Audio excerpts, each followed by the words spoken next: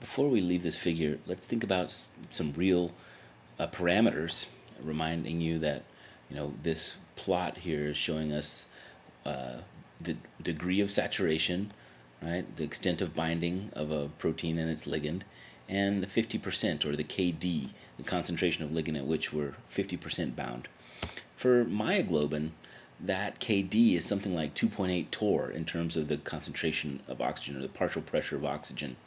That is to say, at 2.8 millimeters of mercury, we're 50% saturated. Our myoglobin should be 50% saturated. That compares with something more like 20 to 40 torr in the tissues, the partial pressure of oxygen, pointing out that under standard physiological conditions, the myoglobin should be almost completely saturated, well above the KD. And I think there you can see the power of understanding the KD relative to your experimental parameters or conditions.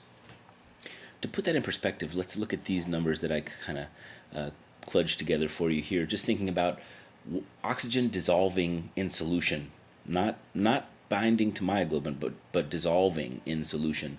The concentration of oxygen in water, something about 0.03 millimolar. In the blood, concentration of oxygen is about the same. And in the tissues, we see it's somewhat less, right? Remembering that the concentration in the tissues is going to vary depending on exercise, blah, blah, blah. But the concentration of oxygen is a little bit less, 0.01 millimolar oxygen concentration dissolved in those tissues. Now, keep that in mind when we begin to think about what myoglobin is doing. And we're going to back up a little bit and think a little bit about metabolism here. I think it's important to put the function of these biological molecules, myoglobin and hemoglobin, into context. What's happening with oxygen? Well, we breathe it in to our lungs from the air.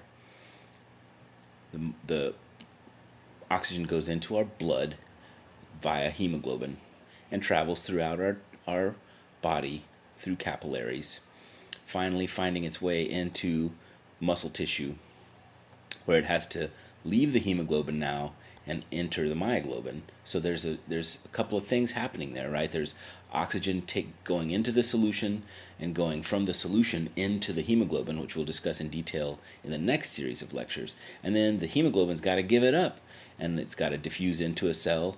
The oxygen has to go into the cell and then be taken up by the myoglobin. The myoglobin has to give it up too. The myoglobin has to give the oxygen up to the mitochondria, remembering that the point of oxygen consumption is delivery of the oxygen to the mitochondria for energy production. Oxygen is the ultimate electron acceptor in mitochondrial electron transport, and we're not going to go deeper into that, but just to say that the end point here is the binding of oxygen by cytochrome C oxidase, and electrons are accepted from electron donors. That's mitochondrial electron transport, but ultimately those electrons go to the oxygen, breaking it up into water. Now, that's the pathway, and what I want you to think about is what's got to happen with the oxygen and the oxygen carrying or binding molecules. So let's think about, and we're skipping ahead a little bit to hemoglobin because you can't really separate the functions of hemoglobin and myoglobin very effectively. But I'm asking you some questions here just to chew on. How does hemoglobin affect blood oxygen concentration?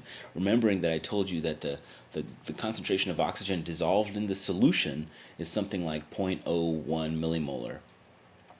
The hemoglobin is about 2 millimolar in your blood, right? And that, because there are 4 oxygen binding sites on a hemoglobin molecule, if you didn't know that yet, you're going to know it by the end of this series of lectures.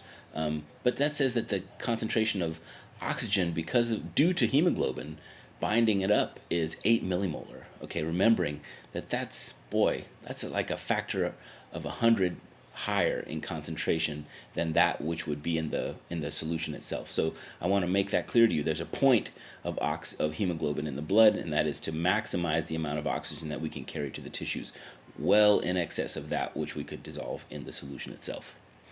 We got to think though about how we ultimately transmit that oxygen to the myoglobin, and then how we desaturate that myoglobin in the myoblast, well, let's say myofibril, to move it into the mitochondrial electron transport chain. I'm not going to answer that question for you, but I'm going to show you some data that's suggestive of what kind of stuff might happen, and at least allows us to think about the processes.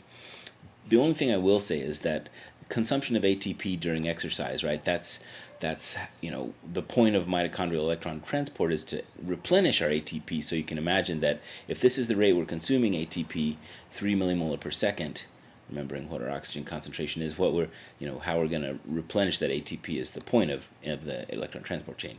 The question is, how does exercise affect myoglobin saturation levels? Realizing that in order to replenish that ATP, we've got to take oxygen off the myoglobin and feed it to the mitochondria.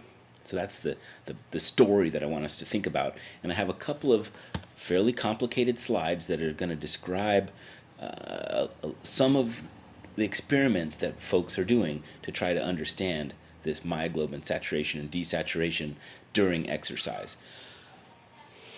What I'm going to show you are NMR experiments. Again, looking at the flux of myoglobin and the flux of oxygen through myoglobin.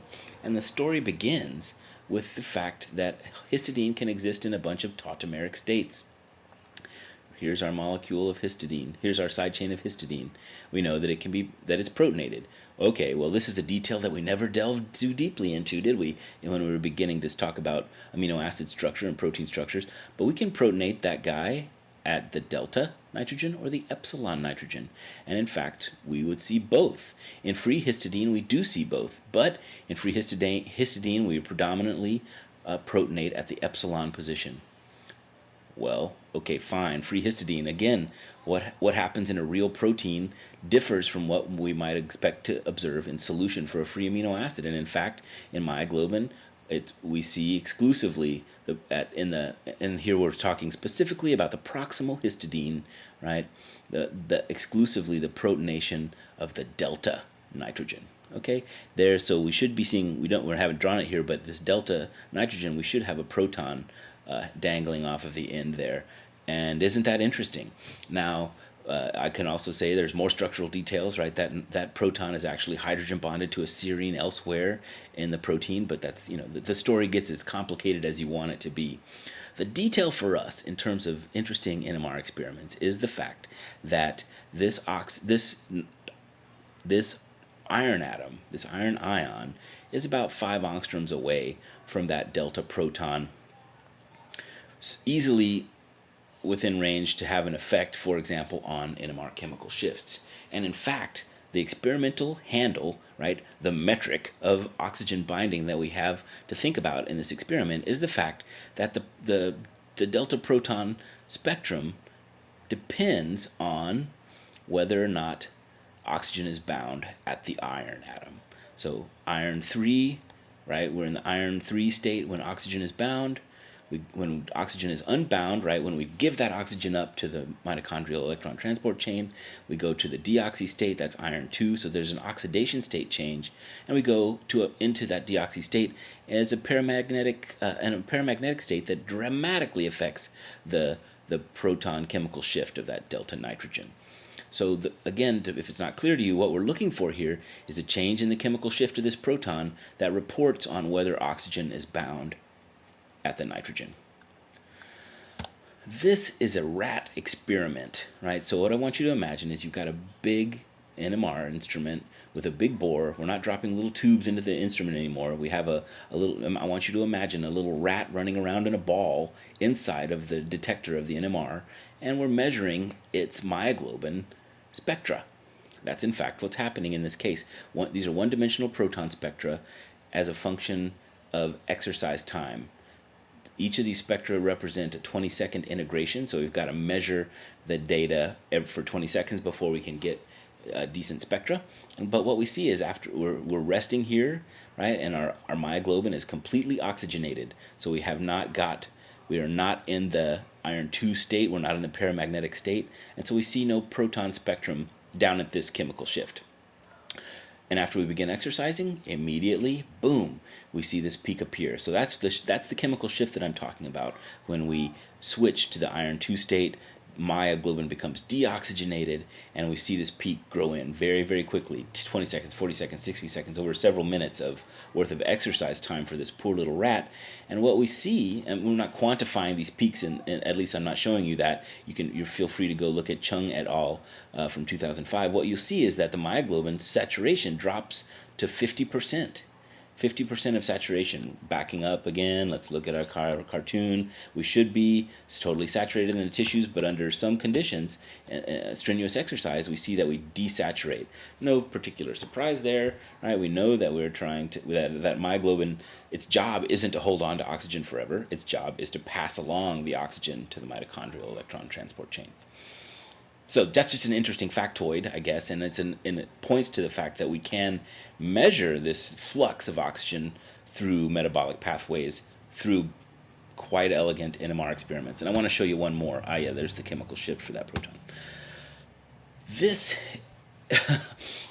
okay, I'm laughing because the experiment in this case is measuring sleep apnea in seals. And again, these are whole animal NMR experiments. We have an NMR instrument. We don't, but these Ponganis et al. Have an NMR instrument with about a 1 meter bore, and they can fit a seal in there. And the funny thing about seals is that they undergo sleep apnea. What is sleep apnea? Well, some of you may be aware of the fact it's a very common problem in humans, especially in the obese. We see people stopping breathing. Their breathing halts for a certain period of time while they're asleep, and then it starts up again. Well, what do you expect happens when you stop breathing? You stop delivering oxygen to your lungs, which replenishes the oxygen in your blood, which replenishes your oxygen in your myoglobin in your tissues. So of course, what we see in these, and this is time, right? And this poor seal is snoring away, but stops breathing eventually. And what we see is that during the apnea periods, we see this big peak, right, of myoglobin deoxygenation. Oh, he shakes and wakes up and starts breathing again. And then the oxygen concentration, the deoxymyoglobin concentration goes down and disappears. And then we enter another phase of apnea and we see it pop up again. So I think that's just a really interesting, an interesting metric. And the idea in this experiment is this particular group might be interested in understanding what's happening as a seal is diving and holding its breath. They're interested in the metabolism of diving, and it's really interesting that they think they might be able to use apnea as some kind of a model for exercise. Although you could shoot holes in that if you want, and go to read this experimental biology paper if you're interested. But just as a figure, or just a summary of their data. Here we're looking at a plot of oxygen concentration, relative saturation of oxygen as a function of time, and here we see an apnea period, and then these are breaths, right? These are different breaths that the animal is taking, and then we enter another apnea period. This is quite a long period, so you could imagine if you're working with these animals and you see that there's an apnea period of 10 minutes, that's not going to slip by you. So you might think this might be an interesting model for understanding diving, right? Because those animals are also diving for several minutes at a time. In any case, what we see is the saturation of myoglobin drops down. Now we're only seeing it drop down maybe 15%, right? Almost saturated when we're breathing. We stop breathing, and the animal's saturation level drops down low, which is very, very interesting. But it says that that 10 or 15%, that's what's controlling the flux of oxygen to the mitochondrial electron transport chain. But you know what? You don't have to simply look at proton NMR spectra. We have other nuclei that are available to us. And in the same paper, these guys describe a phosphorus NMR experiment where they're monitoring the same thing during here's a pre-apnea period or breathing period, apnea period, breathing period. Here we have longer integration times. You'll notice 70 seconds or so. Okay, so what are we looking at in a phosphorus NMR experiment? Well, you guys probably are well aware where we see phosphorus in metabolism. We all know about ATP, adenosine triphosphate. We all think of that as the energetic currency of most living organisms, right? And the question that we're asking here is, well, what's happening to the ATP concentration? And more importantly, is there something happening to the phosphocreatine concentration? And these if we're undergoing major fluxes in metabolic fluxes and changes in metabolic rates, we should be seeing ATP go away, phosphocreatine concentrations creeping up.